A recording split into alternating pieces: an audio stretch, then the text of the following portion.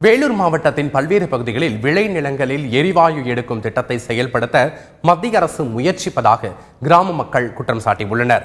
லாலாப்பேட்டை மற்றும் சுற்றுவட்டார கிராமங்களில் எரிவாயு எடுப்பதற்கான முதல் கட்ட பணிகளை மத்திய அரசு துவக்கி உள்ளதாகவும் குழாய் பதிப்பதற்கான வழித்தடங்களும் அளவீடு செய்யப்பட்டுள்ளதாகவும் அப்பகுதி மக்கள் தெரிவித்துள்ளனர்.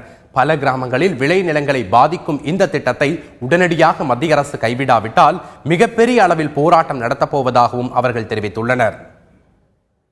எங்கள் பகுதியிலே இப்போ விவசாயம் மும்மரமாக 3 போகமும் நாங்கள் பயிரிட்டு அந்த விளைச்சலை வைத்து நாங்கள் எங்களுடைய பிழைப்பை நடத்தி கொண்டிருக்கிறோம்.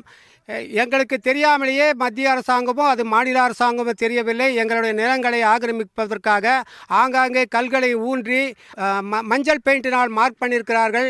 நாங்கள் கலெக்டர் ஆஃபீஸ் வரைக்கும் மூவ் பண்ணியதற்கு அவங்க எதுவே முறையான தகவல் சொல்லவில்லை. இந்த கேஸ் நிறுவனத்தை நீங்கள் மாற்றுப்பாதையிலே மாற்று இடத்திற்கு மாற்ற வேண்டும் என்று கேட்டுக்கொள்கிறோம்.